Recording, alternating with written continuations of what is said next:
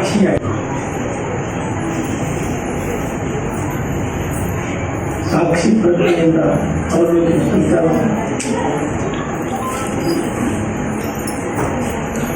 ಈ ಸಭೆಯ ಅಧ್ಯಕ್ಷರೇ, ಇಲ್ಲಿವರೆಗೆ ಅತ್ಯಂತ ಗಟ್ಟಿದ ವಿಷಯವನ್ನು ಅವರು ತಿಳ್ಕೊಂಡಾಗ ಸರಳ ಹೇಳಿದ್ರಿ.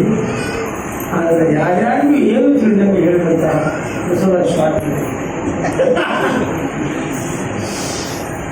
ಇದು ಹೇಳಕ್ಕಾಗಲಿ. ಮತ್ತು ಗುರು ಸ್ವರೂಪ ನಾನು ಶರಣು ಮತ್ತು ಕರ್ಮ ಸಿದ್ಧಾಂತ 3 ಭಾಗವನ್ನು ಬೆಳಗಿನ ಲೆಕ್ಚರ್ನಲ್ಲಿ ಹೇಳಿದ್ದೇನೆ. ಈಗ ಅದರ ಉತ್ತರ ಭಾಗ ಶರಣ ಕರ್ಮ ಮತ್ತು ಪುನರ್ಜನ್ಮಾದಿಗಳ ಒಟ್ಟಾರೆ ಇದು ನಾವೀಗ ಅವರು ಕೈಲಾಸದಿಂದ ಕೆಳಗಿಳಿದು ಭೂಮಿಗೆ ಬಂದಿದೆ. ಯಾಕಂದರೆ ನಮ್ಗೆ ಅವರ ಗಾಢ ಚಿಂತನೆ ಅರ್ಥ ಮಾಡಿಕೊಳ್ಳುವಷ್ಟು ಸಂಸ್ಕಾರಗಳು ಇಲ್ಲ. ಬಹುಶಃ ದೇವಾನಂದ ಸ್ವಾಮಿಗಳಿಗೆ ಒಬ್ಬರು ಬಿಟ್ಟು ಅದೆಲ್ಲ ಬೆಳೆದಿರ್ತದೆ, ಅವ್ರಿಗೆ ಅನಿಸೋದಿಲ್ಲ. ನಾವು ಈಗ 1 ವರ್ಷದಿಂದ ಇವರು ಅರಿವೇ ಕೃತಿಯನ್ನು ಚಿಂತನೆ ತಗೊಂಡಿದ್ದೀವಿ. ನಾವು ಎಲ್ಲೋ ಕಡೆ ಒಂದು ನಾನು ನಮ್ಮ ಊರವರು, ನಾನು ಇವರು ಬಂಧುಗಳವರು ಇವರು ಪ್ರಶ್ನೆ ಕೇಳಿದ್ರು. ನಾನು ಇದು ಉತ್ತರ ಶಿಂಕಿರಿ ಯಾಕೆ ಅವ್ರು ಕ್ಲಾಸ್ ಮಾಡ್ತಾರೆ ಅಂತ ಹೇಳ್ತಿದ್ದೆ. ನಡೆದಿತ್ತು ಆ ಪುಸ್ತಕದ ಬಗ್ಗೆ ನಾನು ಆಸಕ್ತಿ ಹೊಂದಿಬಿಟ್ಟು ನಾವು ಅರಿವೇಗಳು ಚಿಂತನೆ ತಗೊಂಡು ಅದು ಏನು ಮಾಡ್ತಂದ್ರೆ ನನಗೆ ಹೆಂಗೆ ಪ್ರಶ್ನೆ 50-60 ವಚನ ಬರ್ತೀನಿ. ಅವ್ರಿಗೆ ಹೇಳಿದ್ದೆ ಆ ವಚನಗಳನ್ನೆಲ್ಲ ಓದಬೇಕಿಲ್ಲ. ನಾನು ಈಗ ಕೆಲವು ವಚನಗಳನ್ನ ನಾನು ಹೇಳಿ ಪಠಿಸಿ. ಯಾಕಂದ್ರೆ ಈಗ ಮತ್ತೊಂದು ಕೆಲಸ ನಡೆದಿದೆ. ಅಂಬೇಡ್ಕರ್ ದರ್ಶನ ಬರೆದ ಮೇಲೆ ನನ್ನ ಸ್ನೇಹಿತರೆಲ್ಲ ಬಸವ ದರ್ಶನ ನೀವು ಬರೀಬೇಕು ಅವರು. ಹೌದು, ಸರ್ಕಾರ ಅಂತೂ ಜ್ಞಾನಕ್ಕೆ ಏನು ಬೆಲೆ ಕೊಡ್ತಾ ಇಲ್ಲ. ಸಗಟು ಖರೀದಿಯನ್ನು ನಿಲ್ಲಿಸ್ಬಿಟ್ಟಾರೆ. ಬರೆದು ಏನು ಪ್ರಯೋಜನಪ್ಪ? ಮತ್ತು ಪ್ರಿಂಟ್ ಆದ ಯಾರು ಮಾಡೋದು ಇಲ್ಲ. ಬೇಕಾದ್ರೆ ಅರವಿಂದ್ ಜೆಟ್ಟಿ ಕೇಳೋಣ, ಅವ್ರು ಕೇಳೋಣ, ಇವ್ರು ಕೇಳೋಣ. ನಾನು ನನ್ನ ಬುದ್ಧಿಯನ್ನು ಮಾರಾಟ ಕೊಟ್ಟು ಅವ್ರಿಗೂ ಇಷ್ಟ ಇದ್ದು ಬರೆಸ್ಕೊಡೋಲ್ಲ. ನಾನು ಬಸ್ಕೊಂಡು ಏನು ಹೇಳ್ತಾನೆ ಅದನ್ನು ನಾನು ಬರೀಬೇಕಾಗಿದೆ. ಏನು ಸರ್ ನಾವು ಕಂಡು ಮಾಡ್ತೀವಿ, ಬರೀ ಅಂತ ಶುರು ಮಾಡ್ತಾರೆ. ನಮ್ಮ ಮುಖರು ಅವರು ಬ್ಯಾಡಿಗೆ ಅವರೆಲ್ಲ ಏನಿಲ್ಲ ಹಂಗ ಬರೀತಾರೆ. ಅದ್ರ ಮುಂಚೆ ನಮ್ಮ ಬಸವರಾಜ ಸ್ವಾಮಿಗಳು ಬಸವಗೀತೆ ಅಂತ ಗ್ರಂಥ ಬರ್ತಾರೆ. ಯಾರು ಬಂದ ಹೊರಗೆ ಅವರು ಚಿಂತನೆ ತಗೊಂಡಿದ್ದೀವಿ. ನಾವು ಸದ್ಯ ಬಸವಗೀತೆ ಭಾಗವನ್ನು ತಗೊಂಡಿದ್ದೇವೆ.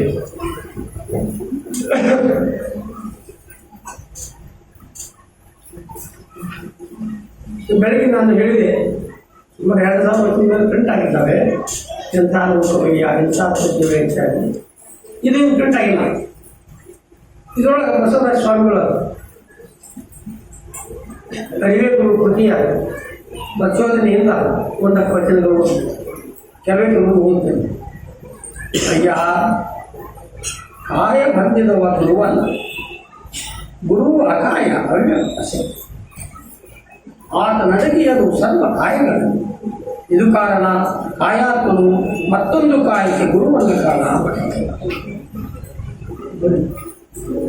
ಅಯ್ಯ, ಗುರುವೆಂದರೆ ಅಜ್ಞಾನ ನಾಶಗೊಳಿಸುವ ಜ್ಞಾನ. ಅದಕ್ಕೆ ಮುಖಾರಸ್ತಮ ಆಖ್ಯಾತೋ ಮುಖಾರಸ್ತಸ್ಯ ನಾಶಕ ಎನ್ನುವುದು ಮಠಾಲಯ. ಅಯ್ಯ, ಗುರು ಹೆಣ್ಣಲ್ಲ ಗಂಡಲ್ಲ, ಅವನಿಗಿಲ್ಲ ದೇಶ ಭಾಷಾ ಭೇದ, ಅಭೇದ ಅದ್ವೈತ ಅಸ್ಪರ್ಶನೈ. ಅದಕ್ಕೆ ಅರಿವೇ ಗುರು ಕಾರಣ. ಅಯ್ಯ, ಕಾಯವೇ ಅರಿವೆಂಬ ದೇವನ ಒಡವೆ ನೋಡ. ಜಗವೆಲ್ಲ ಆ ಅರಿವಿನ ಸಾರ ವಿಸ್ತಾರ. ಅರಿವು ಅವ್ಯಕ್ತ, ಜಗವು ವ್ಯಕ್ತ. ಇದನ್ನರಿದರೆ ನೀ ಮುಕ್ತ. ಅಯ್ಯ, ಅಂಗವೇ ಲಿಂಗ ಅಲ್ಲೇ ಗುರು, ಅನಂಗನೇ ಜಂಗಮ ಅಲ್ಲೇ ಜಗವು, ಮನವೇ ಭಕ್ತ ಅಲ್ಲೇ ಶಕ್ತಿ, ಅಂಗದಾಲಯದಲ್ಲಿ ಗುರುಲಿಂಗ ಜಂಗಮ ರತಿ, ಇದು ಲಿಂಗವಾಂಗ ಸಾಮರಸ್ಯ ಕಾಣ. ಬ್ರಹ್ಮಾಂಡದಿಂದ ದೇವಾಲಯಗಳೈ ಹರಿವೆಂಬಾತ್ಮರುಗಳೇ ಅಲ್ಲಿ ದೈವಕಣ, ಅರಿವಿನ ಸಂಘವೇ ಸತ್ಸಂಗವೇ, ಮನವೇ ಭಕ್ತ ಇದು ನದಿತರೆ ನೀ ಮುಕ್ತ. ಅಲ್ಲ ಗುರುವರಿಯ ವೇಷಧಾರಿ, ಆತನಿರುವ ಕಾಯದ ವೇಷಭೂರಿ, ಸರ್ವ ಕಾಯಗಳಲ್ಲಿ ಆತನಿರುವ ಪರಿ, ಅರಿತಾಗಲೇ ಮನ ಪರಾರಿ ಬಟ. ಅಯ್ಯ ಗುರುವು ಕಾಯದೊಳಗಿದ್ದರೂ ಕಾಯವನ್ನು ಸೋಂಕಲೇ ಬೆಳಗುತ್ತಾ ಇದ್ದಾನೆ. ಆತ ಬೆಳಗಿನಿಂದ ಬೆಳಗು ಮಹಾನ್ ಬೆಳಗು, ಆತನಿಲ್ಲದೆ ಕರ್ಣಾದಿಗಳು ಸತ್ತಂತೆ ಬಟ. ಅಯ್ಯ ಕಾಯುವೆಂಬ ಕೈಲಾಸದಲ್ಲಿ ಅರಿವೆಂಬ ಗುರು ಲೋಲಾಡುತ್ತಿದ್ದಾನೆ. ಮನವೆಂಬ ಶಿಷ್ಯನಿಗೆ ಬೋಧಿಸುತ್ತಾ, ಇದು ಕಾರಣ ಕಾಯವುಳ್ಳವ ಗುರುವಲ್ಲ, ಕಾಯವುಳ್ಳವ ಶಿಷ್ಯನೂ ಅಲ್ಲ ಕಡಿಮೆ. ಅಯ್ಯ ಪರಮಾರ್ಥ ಪದ ಬಲ್ಲಿರೇನು, ಅಂತರ್ಯಾಮಿ ಗುರುವು ಆಡುವ ತಿಳಿ ಮನದಿ. ಕಾರಣ ಅರಿವೇ ಗುರು, ಮನವೇ ಶಿಷ್ಯ. ಇದನ್ನು ಅನುಭವಿಸಿದರೆ ಸಂಸಾರ ಪಾಡುಬಟ್ಟವೆ. ಅಯ್ಯ ಸತ್ಸಂಗವೆಂದರೆ ಎರಡು ವ್ಯಕ್ತಿಗಳ ಸಮಾಗಮವನ್ನವೈ, ಅದಾವುದು ಅಂಗಸಂಗಿ ಗುರು ಮತ್ತು ತಿಳಿಮನದ ಒಡನಾಟ. ಇದು ಸತ್ಯದವರು ಬೆರೆತು ಬೇರಾಗದಿರುವುದೈ ಬಟಬೈಲ. ಅಯ್ಯ ಅರಿವಿನರಿವೇ ಶಿವನು ಮನವೇ ಶಿವೆ, ಈ ಅರಿವು ಕರಿಗೊಂಡಾಗ ಕಾಯವೇ ಕೈಲಾಸ. ನೀ ಮಾಡುವ ಕಾಯಕವೇ ಪೂಜೆ ಪ್ರಾರ್ಥನೆ, ನೀ ನಾಡುವ ಮಾತುಗಳೇ ವೇಗೋಪರಿ ಕತ್ತು, ನೀ ನುಣ್ಣುವ ಅನ್ನ ನೀರೇ ಪ್ರಸಾದ ತೀರ್ಥ. ನೀ ನಿದ್ರಿಸಿದರೆ ಅದೇ ನಿಜ ಸಮಾಧಿ ಪಡಬೇಕು. ಅಯ್ಯ ಅರಿವಿನ ನುಡಿಯುವ ಶಬ್ದ ಸುಶಬ್ದ, ಮರವಿನ ನುಡಿಯುವ ಶಬ್ದ ಕುಶಬ್ದ. ಸುಶಬ್ದವು ಶಾಂತಿಯ ತಾಣ, ಕುಶಬ್ದವು ಯುದ್ಧದ ಗಾಣ. ಇದು ಕಾರಣ ಆರು ಸುಶಬ್ದ ಪಡಬೇಕು. ಅಯ್ಯ ತಪಸ್ಸೆಂದರೆ ಮನ ಮತ್ತು ತನು, ಅಂತರ್ಯಾಮಿ ಅರಿವಿಗೆ ಶರಣಾಗತನಾಗುವುದಲ್ಲದೆ ಮತ್ತೊಂದಿಲ್ಲ ನೋಡ.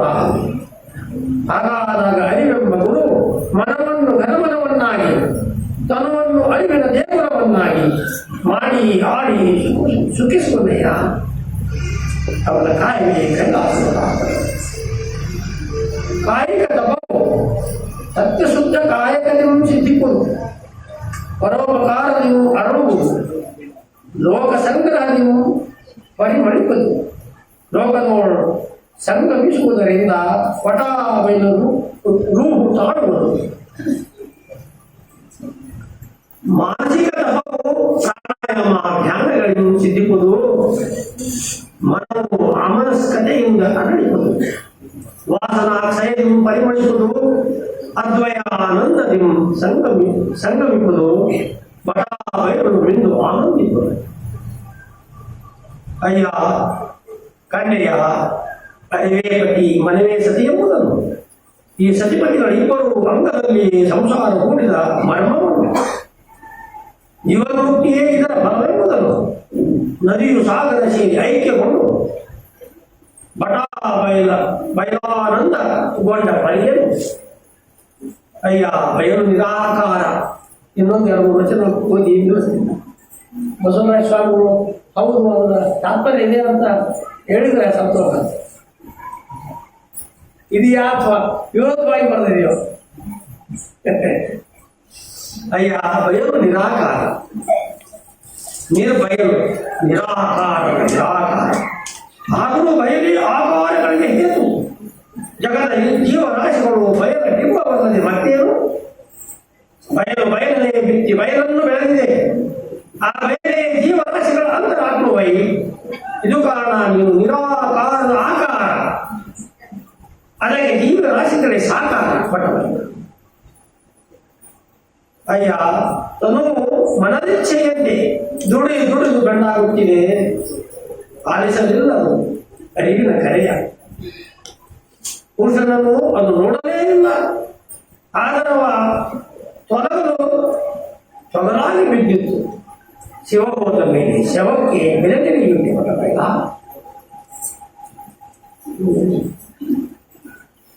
ಈಗ ಅಯ್ಯ, ಸಾಕಾರ ನಿರಾಕರಣಗಳ ಗುಟ್ಟು ಬಂದಿರ. ಇವು ಕಾರ್ಯಕಾರಣಗಳು ಕೇಳಿರೋ. ಬಯಲು ನಿರಾಕಾರ, ಆದರ ಕಾರ್ಯವಾದ ಜಲವು ಸಾಕಾರ. ಬಯಲ ಗರ್ಭದಿ ಜಲಜನಕ ಆಮ್ಲಜನಕ.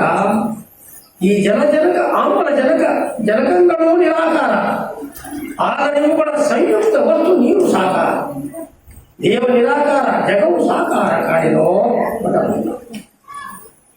ಕಾಣಬಾರದ ಬಯಲು, ಕಾಣಬಾರದ ಜಲಜನಕವನ್ನು, ಕಾಣಬಾರದ ಆಮ್ಲಜನಕವನ್ನು ಒಂದು ಮಾಡಿ ಜೀವಜಲವಾಗಿ.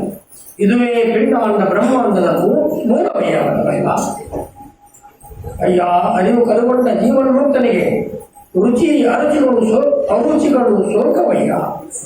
ನಾಲಿಗೆ ತನ್ನ ತನವು ನೀಡಿ ಅರಿವಿನಲ್ಲಿ ತಾಗಿ ತನ್ನನ್ನು ಅರಿವಿನಲ್ಲಿ ಲಯಗೊಳಿಸಿಕೊಂಡಾಗ ಜೀವಿಯನ್ನು ಆಸ್ವಾದಿಕೊಂಡು ಬರ್ತದೆ. ಸಾಕು. ನನಗೆ ಏನು ಸಂತೋಷ ಅಂದರೆ, ಬಸವರಾಜ ಸ್ವಾಮಿಗಳನ್ನು ಕೇಳಿ ತಲೆ ಹಾಕ್ತಾರೆ. ಅಂದರೆ ತಾತ್ಪರ್ಯ ಗ್ರಹಣ ಆಗಿದೆ ಅಂತ. ಆಗಿದೆಯಾ? ಈಗ ಶರಣರು ಮತ್ತು ಕರ್ಮ ಸಿದ್ಧಾಂತದ ಮುಂದುವರೆದವಾಗ ನಾನು ಇಲ್ಲಿ ಅವರ ಸಮಕ್ಷ ವಾಚನ ಮಾಡಬೇಕಾಯ್ತು. ವಾಚನ ಈಗ ಸಂತೋಷ ಏನಂದ್ರೆ, ಈಗಿನ ಮೊದಲು ಭಾಷಣಕಾರ ಅವೇ ಮತ್ತು ಅವ್ರ ವೇದಿಕೆ ಮೇಲೆ ನಿಂತಿದ್ದರಿಂದ ಇನ್ನೂ ಅನುಕೂಲ ಆಯ್ತು. ಹೀಗೆ ಕಾಲದಲ್ಲಿ ಬರುವುದು.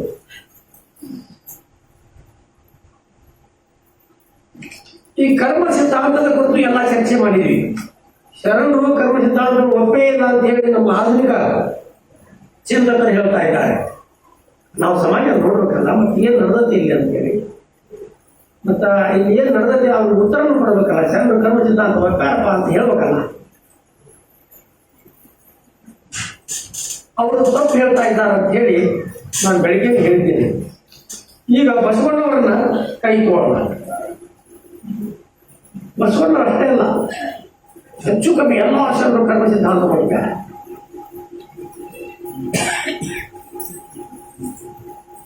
ಬಸವಣ್ಣ ಸ್ಪಷ್ಟ ಆಗುತ್ತೆ. ಬಹಳ ಜನರು ಹೇಳ್ತಾರೆ, ಕೆಲವೇ ಕೆಲವು ವಚನ ಸ್ವಲ್ಪ ತುಂಡಾಗಿ ನೀವು ತೋರಿಸ್ತಾರೆ.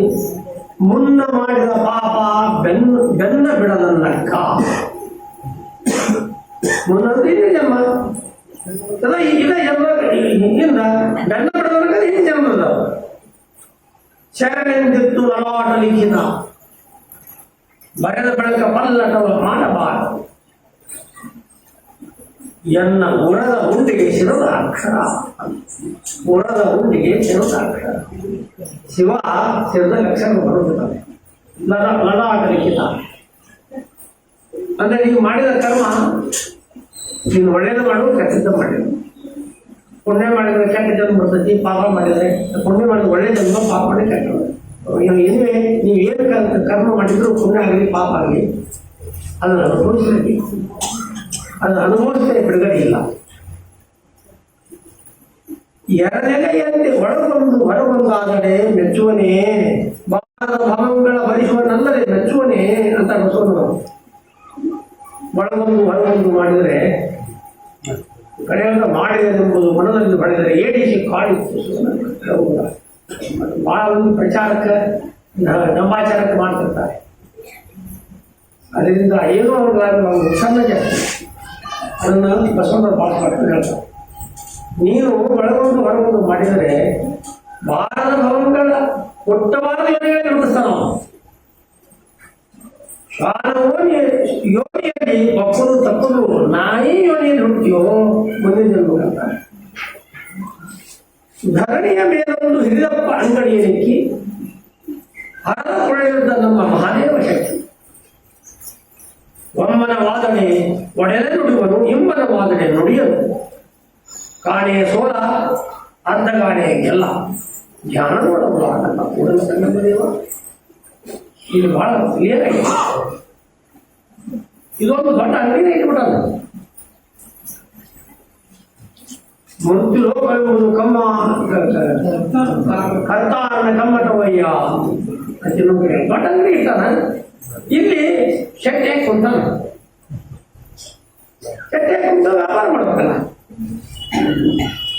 ಎಂತ ವ್ಯಾಪಾರ ಅಂತಂದ್ರೆ ಭಾಳ ದೊಡ್ಡ ಜೀವನ ಶಕ್ತಿ. ಒಂದು ಕಾಣೆ ಗೆಲ್ಲೋದಿಲ್ಲ, ಒಂದು ಕಾಣೆ ಅರ್ಧ ಕಾಣೆ ಸೋಲೋದಿಲ್ಲ. ಏನಿಲ್ಲ ಅರ್ಥ. ಬಸವರ ಸ್ವಾಮಿಗಳು ಕೆಲವರು ಟೈಮ್ ಬೇರೆ ಬೇರೆ ಅರ್ಥವನ್ನು ಹಚ್ತಾರೆ. ಆದರೆ ಈ ತಾತ್ಪರ್ಯ ಗ್ರಹಣವು ಬೇಕು ನಮಗೆ. ಒಮ್ಮನ ಮಾದರಿ ಈ ಒಮ್ಮನ ಬಗ್ಗೆ ಗೊತ್ತಿಲ್ಲ, ವಚನದ ಬಗ್ಗೆ ವ್ಯಾಖ್ಯಾನ ನನ್ನೊಂದಾದ್ರು ಗೊತ್ತಿಲ್ಲ, ಅಥವಾ ನಾ ಇನ್ನೂ ಓದಿಲ್ಲ. ನನ್ನ ಪ್ರಕಾರ ಒಮ್ಮನವಾದರೆ ನಿನ್ನಲ್ಲಿಯೂ ಪ್ರಭು ಇದ್ದಾನೆ, ನನ್ನಲ್ಲಿ ಇದ್ದಾನೆ. ಆಗಿನ ಒಂದು ಹಾಡು ಹಾಡಿದ್ರು, ಆ ಚಂದ ವಚನ. ನಿಮ್ಮ ದುಃಖವೇ ನನ್ನ ದುಃಖವಯ್ಯ, ನಿಮ್ಮ ಸುಖವೇ ನನ್ನ ಸುಖವಯ್ಯ. ಏನು ಮಾತಿದ್ರು, ಏನು ಬಸವಣ್ಣನ ವ್ಯಕ್ತಿತ್ವ ಇದು. ಎಂಥ ಲೋಕ ಕಲ್ಯಾಣಕರವಾದಂಥ ವ್ಯಕ್ತಿತ್ವ ಅದು. ಅವನು ಹುಟ್ಟಿದ್ದೆ, ಅವನು ಈ ಭೂಮಂಡಲದ ಪುಣ್ಯ ಹೆಪ್ಪು ಕಟ್ಟಿದಾಗ ಬಸವಣ್ಣ ಹುಟ್ಟಿ ಬಂದ ಅಂತ ಹೇಳ್ತಾರೆ. ಮಾತಿರ್ತಾನೆ ಮತ್ತೊಬ್ಬರು ದುಃಖ ನನ್ನ ದುಃಖ ಅಂತ ಅದನ್ನ ಸಲುವಾಗಿ ಅದಕ್ಕೆ ಜೀವನ ಕೊಟ್ಟ. ಇಲ್ಲಿ ಹೇಳ್ತಾನೆ ನಾವು ಒಮ್ಮನವಾದರೆ ಒಳ್ಳೆಯ ನುಡಿಯವನು. ಅವನ ಮನಸ್ಸು ನೀನು ಮನಸ್ಸು ಒಂದಾಗಬೇಕು, ಅವನಲ್ಲಿರುವ ಆತ್ಮ ನಿನ್ನ ಒಂದಾಗಬೇಕು, ಅವನ ಸೇವೆ ನೀನು ಸೇವೆ ಅಂತ ತಿಳ್ಕೋಬೇಕು. ಹಂಗಾದ ತಕ್ಷಣ ನೋಡ್ಕೊಡ್ತಾನೆ. ಇಮ್ಮನವಾದರೆ ನುಡಿಯಲು ಬೇರೆ ಭಾವ ಬಂದು ನಿನ್ನ ಮಾತಾಡೋದೇನೋ ದೇವರು. ನೀವು ಮಾತಾಡೋದು ಹೇಳ್ತಿದ್ದಾರೆ ಸ್ವಾಮಿಗಳು, ಮಾತಾಡೋದೇನೋ ಬೇರೆ ಭಾವ ಬಂತು ಅಭೇದ ದೃಷ್ಟಿಯಿಂದ ನೋಡಿದ್ರೆ ಖಂಡಿತ ನಿನ್ಕೊಂಡು ಮಾತಾಡ್ತಾರೆ. ಕಾಣೆ ಸೋಲ ಅರ್ಧ ಕಾಣೆ ಎಲ್ಲ ಜಾಣ ನೋಡೋಲ್ಲ. ಅವನು ನೀನೇನು ಮಾಡ್ತೀಯಲ್ಲ ಈ ಕರ್ಮವನ್ನ, ಇದನ್ನ ಅವನು ಕೊಡಬೇಕಲ್ಲ. ಅಲ್ಲ, ಒಂದು ಕಾಣೆಯೂ ಸೋಲೋದಿಲ್ಲ, ಅರ್ಧ ಕಾಣೆಯೂ ಗೆಲ್ಲೋದಿಲ್ಲ. ನಿನಗೆ ನಿನಗೆ ಏನು ಕೊಡಬೇಕು ಅಂತ ತಂದೆ ತಾನೇ ಬರ್ತದೆ ಅಂತ ಲೆಕ್ಕಾಚಾರ. ಆಸೆಗೆ ಹುಟ್ಟಿದ ಪ್ರಾಣಿ ಆಸೆಯನ್ನೇ ಕಲಿತು ಪುಣ್ಯದ ಪದವಿಯ ಬಯಸಿದರೆ ಭವಮಾನೆಯ ಬರು ತಪ್ಪದು ಅಂತ. ಆಸೆಯಿಂದ ನೀನೇನೇ ಮಾಡು, ಹೊಳ್ಳಿ ನೀ ಬಹುಮಾನ ಬರು ತಪ್ಪುದಿಲ್ಲ. ನೀವು ಪುನರ್ಜನ್ಮನೂ ನಿನಗೆ ಖಂಡಿತ ಅಂದ್ರೆ ಜನ್ಮ ಪುನರ್ಜನ್ಮ ಕರ್ಮ ಸಿದ್ಧಾಂತ ಫಸ್ಟ್ ಒಪ್ಕೊಂಡಿರೋದು. ಎಷ್ಟು ವಚನ? 100 ವಚನ ಸಿಗ್ತಾವ ನಮಗೆ. ಬೈದರೆ ಬೈಗಳು ಕೈಯ ಮೇಲೆ, ಬೈದರೆ ಬೈಗಳು ಕೈಯ ಮೇಲೆ, ಇಂಧನ ಜನರ ಏನಾದರಾಗಲಿ ಇಂದಿನ ಭಾಗವು ಕೈಯ ಮೇಲೆ. ಮಾಡಿದ್ದು ಮಾರಾಯ, ನಿಮ್ಮ ಪೂಜಿಸಿದ ಫಲ ಕೈಯ ಮೇಲೆ ಬಂದ, ಅದು ಕೈಯ ಮೇಲೆ. ನೀವು ಪೂಜಿಸಿದಿ, ಒಮ್ಮರದಿಂದ ಆರಾಧನೆ ಮಾಡಿದಿ, ಖಂಡಿತ ನಿಮಗೆ ಬಿಡುಗಡೆ ಇಲ್ಲ. ಇಲ್ಲ ಗುಂಪು ಬಂದಾಗ ದೇವರ ಪೂಜೆ ಮಾಡ್ತೀವಿ, ಅದಕ್ಕಿಂತ ಮೊದಲು ನೀವು ಆರಾಧನೆ ಮಾಡಿರುವ ಕೂಡಲ ಸಂಗಮನ ಕೇಳ್ತಾನೆ ಬಸವಣ್ಣ ಒಂದ್ ಕಡೆ. ಧರ್ಮ ಇರಿಸಿದರೆ ಭವ ತಪ್ಪದು ತಪ್ಪದು. ರೊಕ್ಕ ಇರೋಲ್ಲ ಕೆಲವೊಂದು ಬ್ಯಾಂಕ್ ಮೊದಲ ಭೂಮಿಯಾಗ ಹೋಗಿದ್ರು, ನೀವು ಹೊಟ್ಟಿ ಬರಬೇಕು ಮಾತ್ರ. ಕೂಡಲ ಸಂಘದ ಶರಣರಿಗೆ ಸವಿಸಲೇಬೇಕು. ಹಂಗ ಸವಿಸಿರಿ, ನಿಂದಿಲ್ಲಿ ಉಳಿದಿಲ್ಲ ಭೂಮಿಯ ಋಣ ಮುಗಿತು, ನೀನು ಬಿಡುಗಡೆ ಆಗ್ತೀಯ. ನನಗೆ ಬೇಕು, ನನ್ನ ಮಕ್ಕಳು ಬೇಕು, ನನ್ನ ಮೊಮ್ಮಕ್ಕಳು ಬೇಕು, 3 ತಲೆಮಾರಿನೂ ಬೇಕು ಅಂತ ನೀವು ಇಡ್ತೀರಲ್ಲ, ಒಳ್ಳೆ ಹೊಟ್ಟಿ ಅದನ್ನ ಕಾಯಕರ ಹೆಕ್ಕಲಾರ ನಾವರಾಗಿ ಬಿಟ್ಟು ಬರ್ಬೇಕಲ್ಲ. ಯಾರು ಮುಟ್ಟುವಂತೆ ಮತ್ತೀಗ ನಿಧಿ ತೆಗಿತಾರಲ್ಲ, ನಾವು ಹೆಕ್ಕಡೆ ಎಲ್ಲ ಕಾಯ್ಕೊತ ನೋಡ್ರಿ, ಯಾರು ಅವ್ರು ಆಶೆಯಿಂದ ಉಂಟಿಟ್ಟಿರ್ತಾರ, ಅದು ಕಾಯಕೊಂಡ್ಬರ್ತಾರೆ. ದುರ್ವ್ಯಸನಿ ದುರಾಚಾರಿ ಎಂದೆನಿಸದಿರಯ್ಯ, ಎನ್ನ ಲಿಂಗವ್ಯಸನಿ ಜಂಗಮ ಪ್ರೇಮಿ ಎಂದೆನಿಸಯ್ಯ. ಅವಶ್ಯ ಮನುಭೋಕ್ತವ್ಯ ಮೆನ್ನೆನಿಸದಿರಯ್ಯ ಕೂಡಲ ಸಂಗಮ ದೇವ ಶರಣವನ್ನು ಬೇಡಿದರೆ ಅಂತ ನನ್ನನ್ನು ಪಾಪಕರ್ಮ ಮಾಡಕ್ಕೆ ಹತ್ತಬೇಡ, ದುರ್ವಚನೆ ದುರಾಚರಣೆ ಮಾಡಬೇಡ, ನನ್ನ ಲಿಂಗ ವಚನೆಯನ್ನಾಗಿ ಮಾಡು. ಜಂಗಮ ಪ್ರೇಮ, ಜಂಗಮ ಅಂದರೆ ಜೀವಕೋಟಿಯೇ ಜಂಗಮರು, ಜೀವರಾಶಿಗಳ ಮೊತ್ತವೇ ಜಂಗಮ. ಜಂಗಮ ಪ್ರೇಮಿ ಎಂದೆನಿಸಯ್ಯ ಅವಶ್ಯ ಅನುಭವ ಎಂದೆನಿಸದಯ್ಯ ಕೂಡಲ ಸಂಗಮ ದೇವ ಶರಣವನ್ನು ಬೇಡಿ. ನನ್ನ ಸನ್ಮಾರ್ಗದಲ್ಲಿ ನೋಡಪ್ಪ, ಇಲ್ಲದೆ ಹೋದರೆ ಆ ಮಾಡಿದ ಕರ್ಮ ಏನಿದಲ್ಲ ಅದು ಅನುಭವಿಸಲು ಅವಶ್ಯ ಅನುಭವಿಸ್ತವೆ. ಅವಶ್ಯವಾಗಿ ಹುಟ್ಟಿ ಬರೋದನ್ನ ಮತ್ತೆ ಭವಿಸಲಿಕ್ಕೆ ಇದು ಒಂದು ಈ ಶ್ಲೋಕ ವಾಯುವ್ಯ ಸಮಿತಿಯ ಒಂದು ತುಂಡದು. ವಾಯುವ್ಯ ಸಮಿತಿ ಹಿಂಗೆ ಹೇಳ್ತತಿ. ಬಹಳ ಮಂದಿ ಹೇಳ್ತಾರೆ ವೇದ ಹೊರೆ ಕಟ್ಟಿ ಕೊಡ್ತಾನೆ, ಏನಂದು ಉಪನಿಷತ್ತಂದು ಸಮಿತಿಯದು ಏನಂದು ಒಳ್ಳೆಯ ಶರಣರು ಅಂತಾರೆ, ಎಲ್ಲ ಸುಳ್ಳು. ನನಗೆ 100,000 ವಚನಗಳು ಸಿಕ್ಕಾವ, ಎಲ್ಲ ಸುಳ್ಳು. ಅಲ್ಲಿ ಇರುವ ದೋಷವನ್ನು ವಿಮರ್ಶೆ ಮಾಡ್ಯಾರ, ಆದರೆ ಗುಣವನ್ನು ಗ್ರಹಿಸಿದ್ದಾರೆ. ನಮ್ಮ ಪರಂಪರೆಯ ಸತ್ವವನ್ನೆಲ್ಲ ಹೀರಿಕೊಂಡಾರೆ. ಇದು ಸತ್ಯ. ಸುಮ್ಮನೆ ಏನು ಹೇಳಬೇಕು ಹೇಳೋದಲ್ಲ. ನೋಡಿರ್ಲಿ, ಈ ಶ್ಲೋಕ ಏನು ಹೇಳ್ತತಿ, ನಾಮೋಕ್ತಂ ಕ್ಷೀಯತೆ ಕರ್ಮ ಕಲ್ಪಕೋಟಿ ಶತೈರಪಿ ಅವಶ್ಯವನ್ನು ಭೋಕ್ತವ್ಯಂ ಅಂತ ನೋಡಿರ್ಲಿ. ಕೃತಂ ಕರ್ಮ ಶುಭಂ, ಕೃತಂ ಕರ್ಮ ನಾವು ಮಾಡಿದ ಕರ್ಮ ಅವಶ್ಯವನ್ನು ಅವಶ್ಯವಾಗಿ ನಾವು ಅನುಭವಿಸಲೇಬೇಕು. ಅದು ಶುಭಾಶುಭ ಕರ್ಮ, ಶುಭವೂ ಇರ್ಬೋದು ಅಶುಭವೂ ಇರ್ಬೋದು, ಪುಣ್ಯ ಇರ್ಬೋದು ಪಾಪವೂ ಇರ್ಬೋದು. ನಾಭುಕ್ತಂ ಕ್ಷೀಯತೆ, ನಾನೇ ಭೋಗಿಸದೆ ಕ್ಷಯಿಸಿ ಹೋಗುದಿಲ್ಲ ಕರ್ಮ.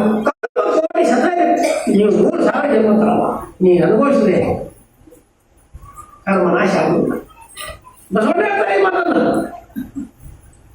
ನಾನಾ ಕರ್ಮಗಳ ಮಾಡಿದರೆಯೂ ಆ ಕರ್ಮ ಫಲವಾಗುವ ನೀವು ಕೊಡುವೆ ಎಂಬುದು ನಾವೆಲ್ಲರೂ ಒಂದೊಂದು ಕಡೆ.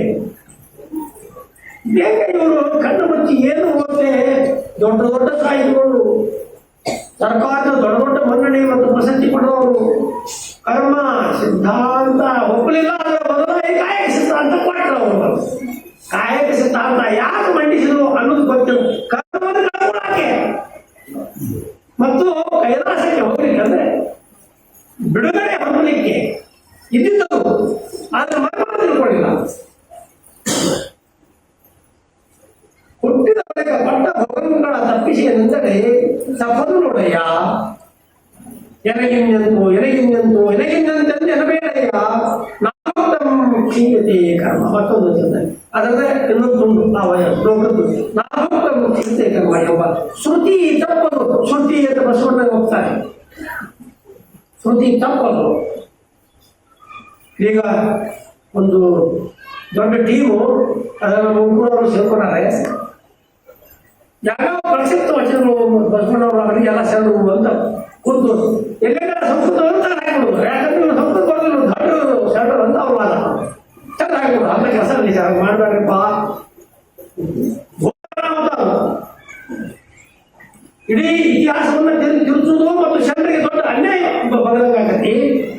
ಹಂಗಾಗೋದಿಲ್ಲ. ಅದು ವಿದ್ವಾಂಸರು ಎಂ ಕಲಬುರ್ಗಿ ಇರ್ಬೋದು, ಎಲ್ಲ ಬಸವರಾಜ್ ಇರ್ಬೋದು, ಆಚೆ ಎರೆಮಠ ಇರ್ಬೋದು, ದೊಡ್ಡ ವಿದ್ವಾಂಸರು ಎಲ್ಲ ಇದೆಲ್ಲ ಎಡಿಟ್ ಮಾಡಿ ಕೊಟ್ಟಾರ. ಅದೇ ನೀವು ದೊಡ್ಡ ದೊಡ್ಡ ಇವರು ವಚನಕಾರರು ಅಲ್ಲ, ಇವರು ಅದು ದೊಡ್ಡ ವಿದ್ವಾಂಸರು ಇಲ್ಲ, ಎಲ್ಲ ಮಕ್ಕಿ ಇವರು ಇವತ್ತ ಅವರು ಪರಿಷ್ಕಾರ ನಡೆಸುತ್ತಾರೆ. ಅದರಿಂದ ವಚನಕಾರಿ ಏನ ಧಕ್ಕೆ ಆದರೆ ನಿಮ್ಗೆ ದೊಡ್ಡ ಧಕ್ಕೆ ಐತಿ, ಐತಿ. ನಾಯಿ ಜನ್ಮ ನಾಯಿಯಲ್ಲಿ ಬರೋದು ತಪ್ಪದು. ನಮ್ಮ ಕೂಡಲ ಸಂಗಮ ದೇವರು ಬರೆದ ಬರಹವ ತಪ್ಪಿಸುವಡೆ ಹರಿಹರ ಬ್ರಹ್ಮಾದಿಗಳಲ್ಲ ಬಸವಣ್ಣವರು ಹೇಳ್ತಾರೆ. ಹಣೆ ಬರ ಕೂಡ ಸಂಗಮ ಬರ್ದಾನೆ ಒಳಗ ನಾವು ಇವರಿಗೆ ರೆಕಾರ್ಡ್ ನಿನಗೆ ಏನ್ ಕೊಡ್ಬೇಕು ಅವ್ರು ಗೊತ್ತು ತಕ್ಷಣಕ್ಕೆ. ಈಗ ನಾವು ಇವನ್ನಂತ ನೋಡ್ರಿ, ಚಿತ್ರಗುಪ್ತ ಎಲ್ಲ ಮನಸ್ಸಲ್ಲಿ ಮನಸ್ಸು ಚಿತ್ರಗುಪ್ತ ಗುಪ್ತವಾಗಿ ಚಿತ್ರ ಮಾಡ್ತಾನ ಒಳಗೆ ಚಿತ್ರ ಗುಪ್ತವಾಗಿ ಚಿತ್ರಗುಪ್ತ ಮನಸ್ಸ ಒಳಗ ಬೈತಾನೆ. ಅಂಜಿದರೆ ಮಾಡೋದು, ಒಳಗಿದೊಡೆ ಮಾಡೋದು, ವಜ್ರ ಪಂಜರದೊಳಗಿದ್ದರೆ ಮಾಡೋದು ತಪ್ಪದೋ ಕಿತ ಕಕ್ಕುಲತೆಗೆ ಬಂದರೆ ಆಗದು ನೋಡ ಜೊತೆಗೆ ಕೆಟ್ಟು ಮನಸ್ಸು ಕೆಟ್ಟಡೆ ಅಪ್ಪುದು ತಪ್ಪುದು ಕೂಡಲ ಸಂಗಮ ಬಸವಣ್ಣ. ನೀನು ನನಗೆ ಇಂಥ ಯಾಕೆ ಬಂತಪ್ಪ ಮಾರಾಯ, ಎಷ್ಟು ಕಷ್ಟ ಕೊಡಬೇಕದು 5 ಲಕ್ಷಕ್ಕಿಲ್ಲ ಅಂತ ಹೇಳಿ ಲವಾಮ ಹಿಡ್ಕೊಂಡು ಅಂಜಿದವರಿಗೆ ಮಾಡೋದು ಅಳಿದ್ರು. ಇದನ್ನು ತಪ್ಪಿಸೋಣ. ಯಾರೋ ಭವಿಷ್ಕಾರ ಅಂತ ಹೋದ್ರಿ ನಿನಗೆ ನಾವು ಸಾವೈತು ನೋಡಿ ಹಂಗೆ ನೀವು ಹಣೆ ಬರಲಾಗೈತಂತ ನೀವು ಹೋಗಿ ಬಂದದ ಕುಂತ ಬಿಡ್ತೀವಿ. ಯಾರೋ ಭೂತ ಅಂದ್ಕೊಡ್ತಾರ ವಾಸಿ ನೋಡ್ತೀವಿ. ಹಾಗಾಗಿ ನಾವು ಬಂದು ವಜ್ರ ಬಂದೊಳಗಿದ್ದರೆ ಮಾಡೋದು ತಪ್ಪುದು ಲಾಟಿಗಿಂತ ಹಣೆದಾಗ ಬರ್ತಿದ್ದು ಹಣೆ ಬರ ತಪ್ಪುದೇ ಇಲ್ಲ, ಅದು ಸತ್ಯ. ದುದಿಗೆಟ್ಟು ಮನದಾತು ಕೆಟ್ಟರೆ ಅಪ್ಪದು ಬಾರದು ಒಪ್ಪದು ಒಪ್ಪದು ತಪ್ಪದು ಕ್ಲಿಯರ್ ಆಗಿ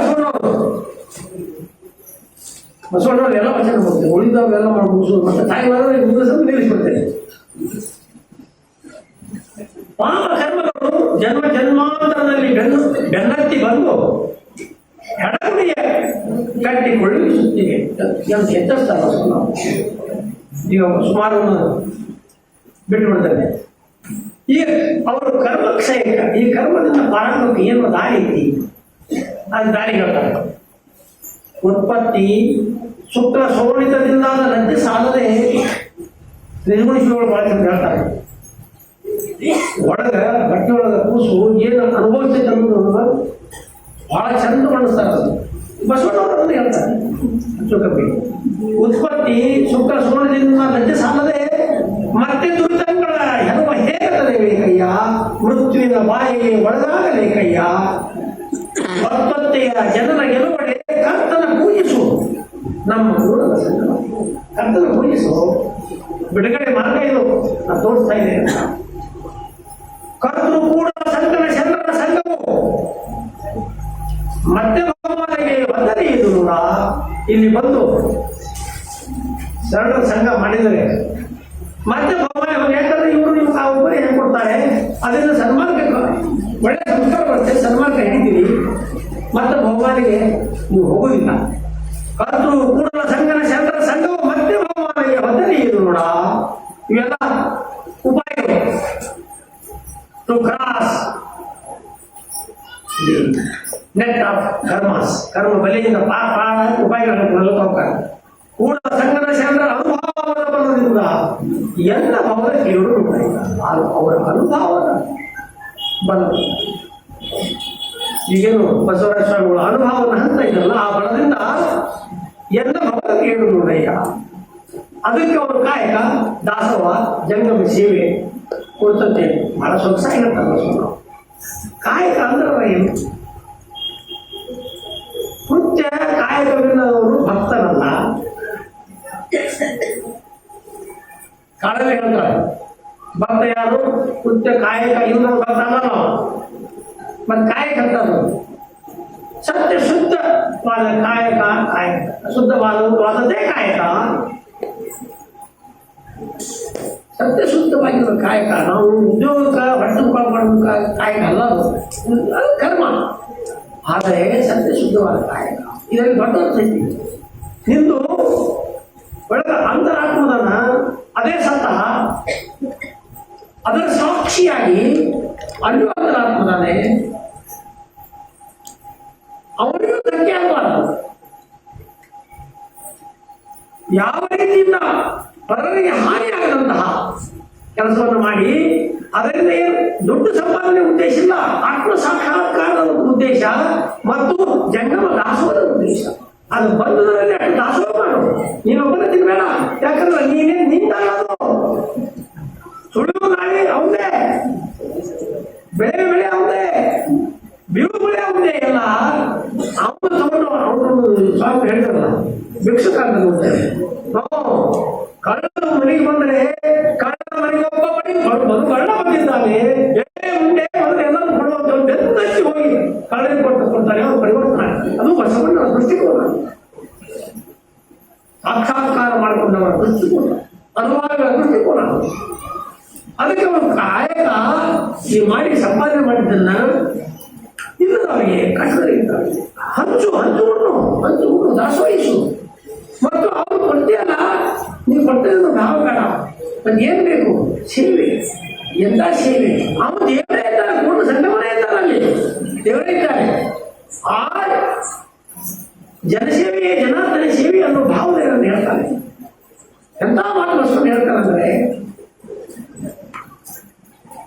ಎಡಗಡೆ ನೆನೆಯೋದು ಲಿಂಗ ನೀವು ಪೂಜೆ ಮಾಡ್ಕೊತಾರಲ್ಲ, ಎಡಗಡೆ ನೆನೆಯೋದು, ಮಳೆಗಡೆ ಬಾಡೋದು. ಹುರುಳಿಲ್ಲ ಲಿಂಗ ಪೂಜೆ. ಜಂಗಮಕ್ಕಿಯ ನಡೆ ಇದು ಜಂಗಮಕ್ಕಿಯ ನಡೆ ಸ್ಥಾವರ ನೆನೆಯುವುದು. ಇದು ಬಸವಣ್ಣ, ನಿಜವಾಗ ಬಸವಣ್ಣ ಚಿತ್ರಣ. ಇದು ಕೊಳ್ಳ ಕಟ್ಟಿ ಕುಡಿಸುದಲ್ಲ ಬಸವಣ್ಣನ, ಇದು ಬಸವಣ್ಣನ ಚಿತ್ರ. ಅಂತ ಬಸವಣ್ಣ ಸರ್ವಜ್ಞ ಸ್ವರೂಪ ಇದ್ದ. ಅವನು ತನ್ನ ಹಿಂದೂ ಜನ್ಮ ಮುಂದು ಜನ್ಮ ಎಲ್ಲವೂ ಅರಿಬಲ್ಲನಾಗಿದ್ದ, ಮತ್ತೊಬ್ಬರು ನೋಡಿದ್ರು ಅರಿಬಲ್ಲನಾಗಿದ್ದ. ಅವನು ತತ್ವವೇತನಾದ್ದರಿಂದ ಅವನಿಗೆ ಜನ್ಮ ಜನ್ಮಾಂತರದ ಅರಿವಿತ್ತು. ನಾವೆಲ್ಲರೂ ಬದ್ಧರು, ಕರ್ಮಬದ್ಧರು. ನಮ್ಮ ಹೇಳ್ತಾನು ಕರ್ಮಬದ್ಧರು ಒಂದರಂತೆ ಒಂದಿಲ್ಲ ಅಂತ ಎಲ್ಲಮ್ಮ ಒಂದ್ ಕಡೆ. ನಮಗೆ ಈ ತತ್ವ ಬೇಕು. ಒಮ್ಮೆಗೆ ಹೈಯೆಸ್ಟ್ ಕೈಲಾಸ ನೋಡ್ರಿ ಯಾರಿಗೂ ನಾನು ಸಾಕು. ನಾವ್ ಏನ್ ಮಾಡ್ಬೇಕು ಹೇಳಪ್ಪ, ಇದೇನು ತಿಳಿಲ್ಲ. ಪರೋಪಕಾರ ಮಾಡಪ್ಪ, ಮತ್ತು ಕಾಯಕ ಮಾಡು, ದಾಸೋಹಿಸು, ಎಲ್ಲರಿಗೂ ದೇವರನ್ನು ಕಾಣು, ಸೇವೆ ಮಾಡಪ್ಪ. ಲೋಕ ಸೇವೆ, ಲೋಕಪಾಲಕನ ಸೇವೆ ಅದು. ಇವು ನಾವು ಸಾಮಾನ್ಯ ಜನರು ಅನುಸರಿಸುವಂತ ಮಾರ್ಗ. ಅದನ್ನು ಬಸವಣ್ಣ ಬಹಳ ಚಂದ ಹೇಳೋದು. ಇನ್ನು ಅಲ್ಲ ಪ್ರಭು ನಾನು ಮುಂದುವರಿಸಿದ ಬೇಡ. ಅಧ್ಯಕ್ಷರು, if you permit I will continue. Time ಮಾಡ್ಕಲ್ಲ ಇನ್ನು 10 minutes.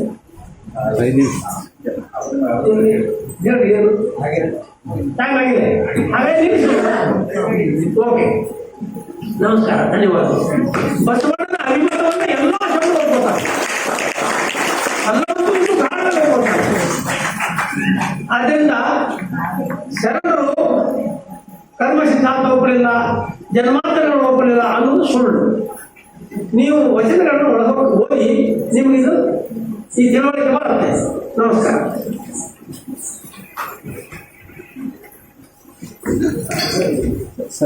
ಸರ್